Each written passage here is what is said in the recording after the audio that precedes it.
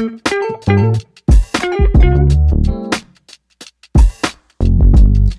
semuanya, selamat datang dalam acara Mental Health Talk dari Snow Health Without Mental Health.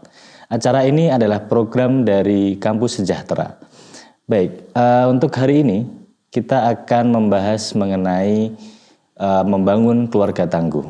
Dan di samping saya sudah ada Dr. Diana Setiawati. Beliau merupakan dosen Fakultas Psikologi Universitas Gadjah Mada yang akan membersamai kita membahas tentang keluarga tangguh itu sendiri. Selamat datang Bu Diana. Apa kabar Bu? Terima kasih. Baik, gimana Mas Anggit kabarnya? Alhamdulillah baik juga Ibu. Dan sehat mental?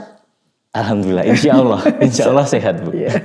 Dan semoga semua penonton di sini juga sehat secara fisik maupun mental ya. Baik, kita langsung saja mulai nggih Bu. Sebelum kita lebih jauh membahas tentang keluarga tangguh, sebenarnya apa itu keluarga tangguh Bu? Ya, keluarga tangguh itu orang banyak mengira itu harus elemen ekonominya gitu ya, atau pendidikannya seperti apa gitu ya. Tapi ternyata dari riset itu sebenarnya ya ekonomi dan lain-lain itu diperlukan sampai basic saja ya. Jadi misalnya kalau dia sudah terpenuhi sandang pangan yang basic, itu nanti dia mau keluarga yang naik motor, naik mobil atau jalan kaki, itu kita tidak bisa membedakan dari situ bahwa siapa yang lebih tangguh dan siapa yang kurang tangguh. Tetapi ada hal-hal yang sebenarnya kalau di keluarga itu ada elemen itu akan menjamin ketangguhan keluarga di situ ya. Yang pertama ini hasil riset dari berbagai negara dan benua lintas budaya begitu ya. Yang pertama yaitu bahwa keluarga itu harus memiliki komitmen. Jadi anggota keluarga menganggap bahwa keluarga itu urusan penting, komitmen. Yang kedua, mereka mampu menghabiskan waktu bersama. Jadi waktu berkualitas yang banyak jumlahnya. Quality time in great quantity, ya kayak gitu ya. Jadi nggak cuma berkualitas tapi dikit-dikit, nggak kayak gitu. Nah yang ketiga itu adalah komunikasi. Nah komunikasi itu tidak cukup positif gitu. Jadi kayak sopan ini bagus gitu, tetapi nggak cukup hanya itu. Harus ada yang elemen keempat yaitu afektif. Jadi harus mendalam dan bisa melibatkan komponen emosi.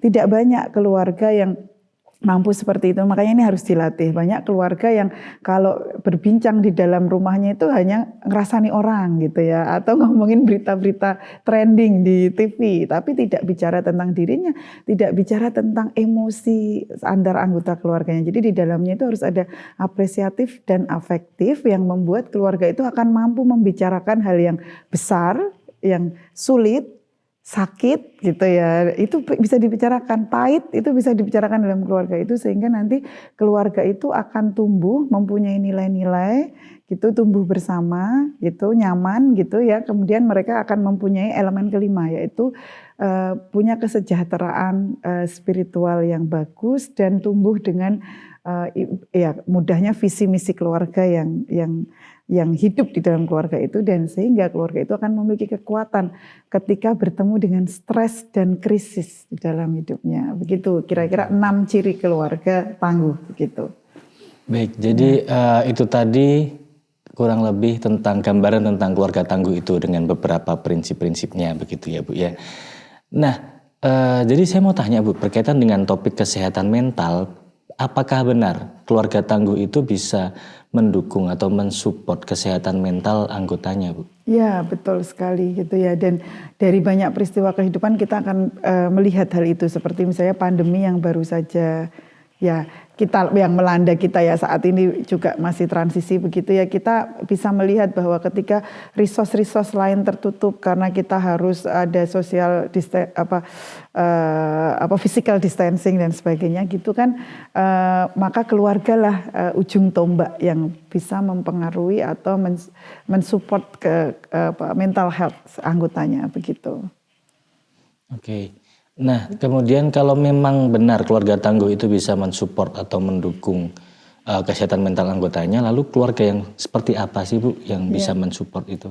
Ya, jadi keluarga yang mensupport kesehatan mental anggotanya itu adalah keluarga yang berfungsi gitu. Nah, karena masalah-masalah kesehatan mental dan masalah-masalah keluarga yang lain itu akan muncul dari keluarga-keluarga yang disfungsi atau tidak bisa berfungsi dengan baik. Nah, kita sudah sering mendengar misalnya 8 fungsi keluarga BKKBN misalnya. Nah, ini mudahnya penjelasannya seperti ini dalam literatur ya. Jadi ada 5 fungsi yang harus dipenuhi oleh keluarga itu. Yang pertama adalah keluarga itu harus mampu mensupport kebutuhan fisik anggotanya. Jadi ya kebutuhan sandang, pangan, papan gitu ya secara basic harus terpenuhi. Yang kedua adalah keluarga itu harus mampu mendidik dan menyosialisasikan anak-anak. Jadi sebenarnya keluarga lah yang memiliki peran penting itu gitu ya. Perannya itu penting sekali, esensial dalam mendidik dan mensosialisasikan anak-anak. Jadi pendidikan bukan tugas sekolah, bukan tugas komunitas, tapi sebenarnya tugas utamanya ada di keluarga gitu. Terus kemudian yang ketiga, suami istri harus happy di dalam keluarga itu sehingga kebutuhannya harus terpenuhi, kebutuhan seksual, kebutuhan lain-lain yang membuat pasangan itu bahagia. Karena happy parents akan menjadi happy kids, happy family gitu.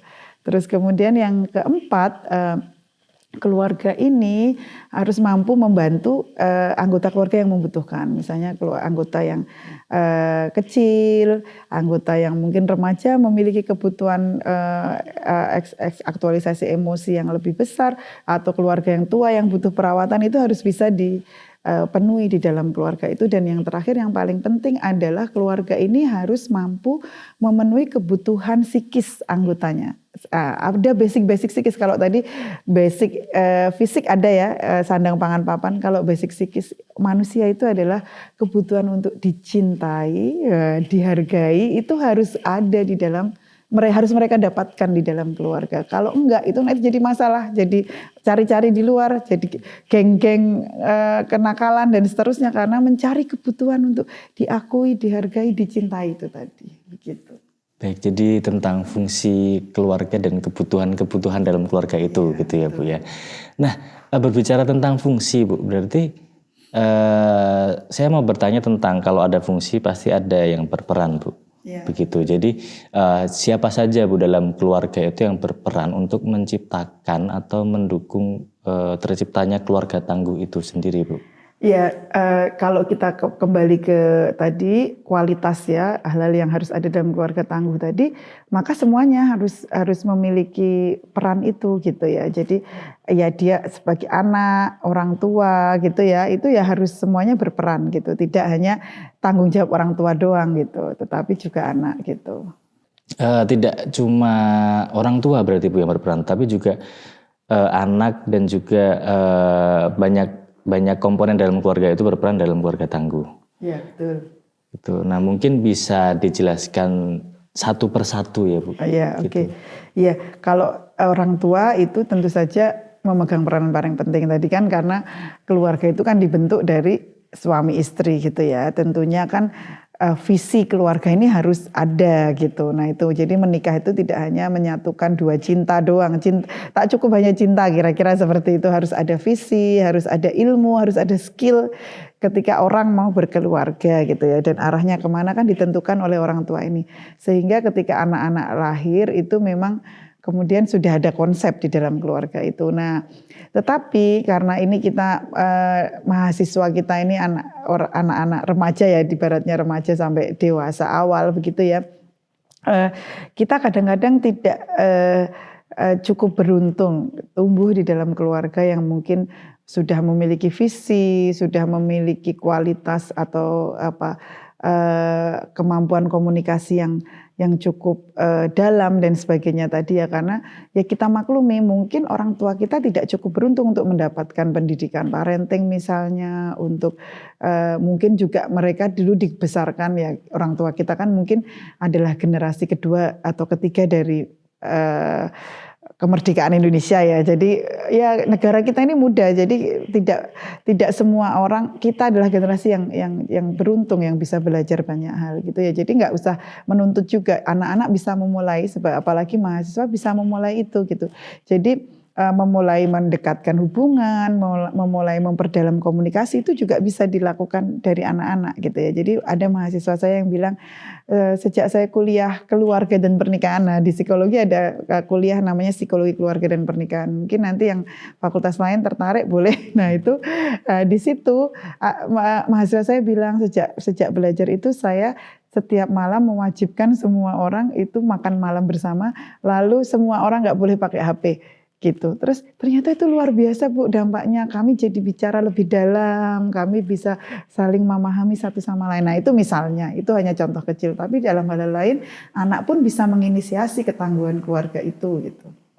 Baik, jadi tadi saya menggarisbawahi intinya ada gap gitu antara orang tua dengan anak seperti itu. Nah kemudian anak bisa memulai hubungan yang baik dengan orang tuanya terlebih dahulu begitu.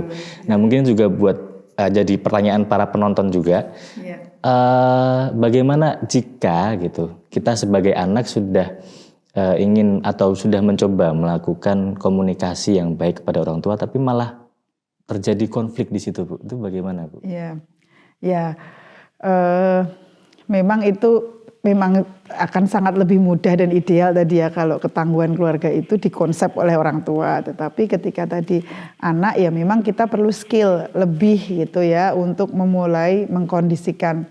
Nah yang jelas seperti ini, kita pahami dulu segala sesuatu itu dari sudut pandang orang tua. Biasanya kan pengennya apa? Tentu orang tua itu sebenarnya semua orang tua menginginkan kebaikan di dalam keluarga dan anak-anaknya itu pasti kayak gitu. Nah, terus kemudian kadang-kadang anak kan kurang memahami tapi banyak menuntut misalnya gitu ya. Misalnya tidak memahami kesulitan orang tua, tidak memahami sudut pandang orang tua. Jadi sebenarnya sih kalau konflik itu biasanya terjadi kan karena perbedaan sudut pandang. Jadi ya lebih sudut pandang, dan mungkin kan zaman kita berbeda, orang tua saya tidak bisa memahami zaman saya yang penuh dengan distraksi sosial media banyak sekali, sementara zaman mereka beda gitu ya. Itu hal-hal yang memang kita harus lebih banyak membuka diri dulu. Jadi kalau kita banyak membuka diri, jadi komunikasi itu perlu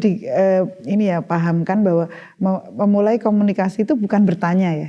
Seperti ini kan, ini tanya jawab ini komunikasi nggak harus selalu begini, tapi misalnya anak membuka diri dulu, tahu nggak ini di kelasku tuh ada seperti ini loh Bunda gitu, kita diajari kayak gini-gini. Nah itu kan akan membuat orang tua jadi lebih memahami kita, dan juga pastinya akan bercerita balik ke kita. Oh iya, pas di arisan RT juga ada itu diumumkan kayak gitu-gitu.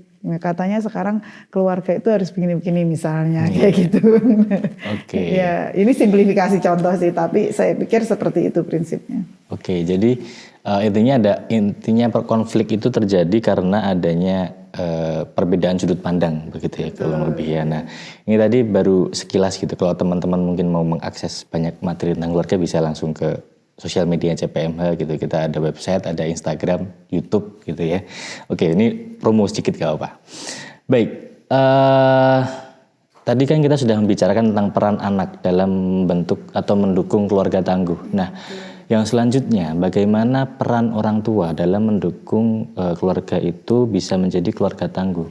Ya, keluarga tangguh yang mendukung kesehatan mental anak-anak ya. Jadi orang tua itu, saya mengajak semua orang tua, juga saya sendiri sebagai orang tua ya, harus menyadari bahwa keluarga itu berkembang gitu. Jadi keluarga itu begitu dibentuk itu nggak statis begitu. Ada dalam teori keluarga itu namanya developmental teori. Keluarga itu berkembang, dan di setiap perkembangan itu ada titik-titik rawan yang itu menunjukkan bahwa kita harus belajar lebih banyak. Jadi belajar itu harus terus-menerus gitu. Jangan merasa cukup atau merasa mampu untuk jadi orang tua, tapi teruslah belajar kayak gitu. Itu yang paling penting ya. Jadi misalnya anak kita kecil, balita itu beda dengan ketika anak kita remaja gitu ya.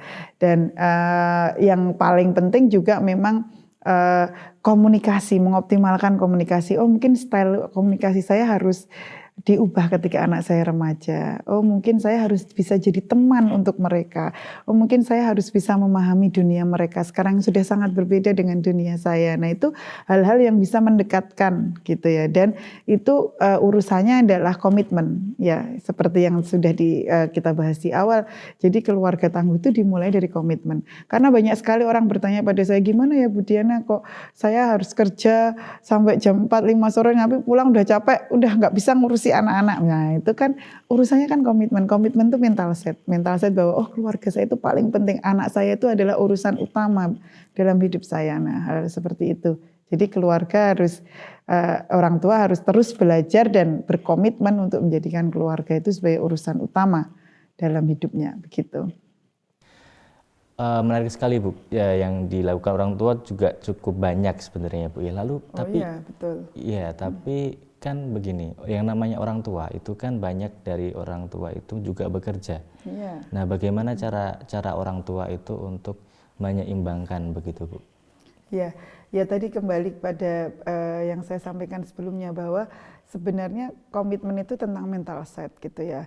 Jadi kadang-kadang yang namanya kita harus bekerja sebaik-baiknya itu jelas gitu ya. Kayak seperti saya jadi kerja di UGM ya tentu saja UGM pengen kalau saya hadir ya harus bekerja ini dong gitu untuk UGM gitu ya. Tetapi begitu kita di rumah gitu kan ya juga kita harus juga punya komitmen bahwa ini adalah waktu untuk anak-anak saya. Nah itu yang harus bisa membalanskan hal itu gitu ya. Jadi kadang-kadang kan kita membawa kerjaan ke rumah itu kan karena mungkin pada jam bekerja kita nggak maksimal, mungkin malah kita kurang serius gitu ya dengan waktu yang ada gitu ya, sehingga kita mungkin kurang akhirnya punya kerjaan belum selesai kita bawa pulang ke rumah. Nah itu hal-hal seperti itu ya kita harus komit gitu ya.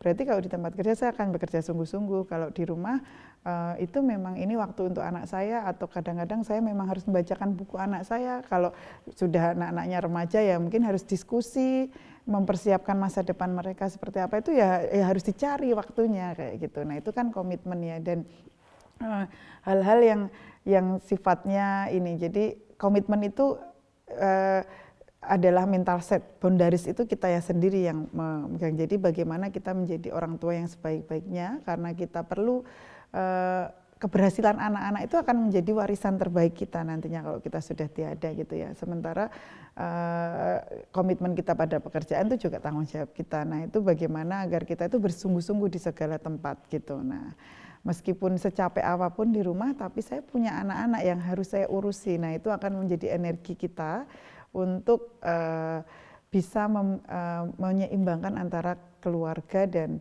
kerja. Di sisi lain gitu ya, keluarga juga perlu kita pahamkan apa yang kita lakukan. Makanya isu-isu yang kita hadapi di kampus itu sebenarnya kalau kita bicarakan dengan ringan dengan keluarga itu juga akan membuat kita bisa saling memahami gitu ya. Antara keluarga bisa jadi sumber support bagi kita seperti itu.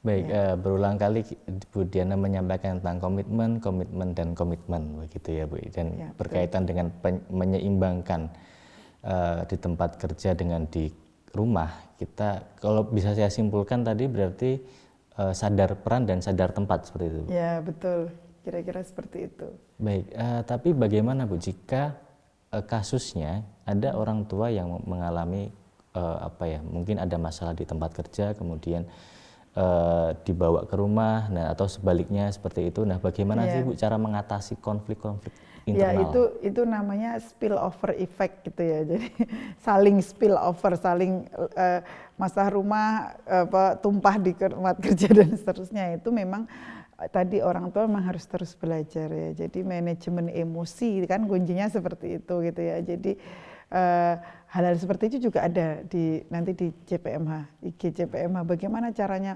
memanage emosi kalau di kantor sebenarnya ada banyak masalah, pulang tuh biar bisa tetap fresh untuk anak-anak. Nah itu mungkin hal-hal yang perlu kita pelajari terus gitu ya sebagai orang tua, tentang anger management, tentang manajemen emosi. Itu hal-hal basic yang memang penting untuk kita pelajari begitu. Baik, terima kasih Bu Diana. Sudah cukup banyak yang kita bahas pada kesempatan kali ini. Nah, terakhir mungkin Bu Diana mau menyampaikan pesan untuk keluarga di Indonesia mungkin Bu, seperti apa? Iya, jadi sesuai dengan yang kita bahas tadi, yaitu bahwa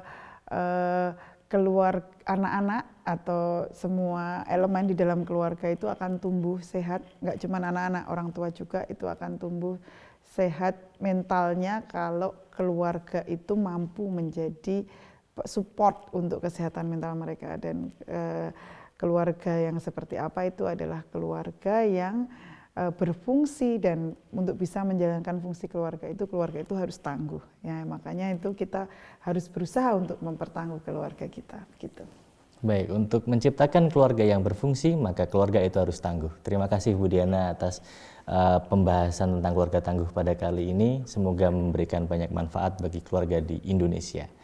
Amin. Baik, mungkin sekian saja Mental Health Talks pada kali ini, dan sampai jumpa pada Mental Health Talks yang lainnya. Saya akhiri, salam sehat jiwa. Halo.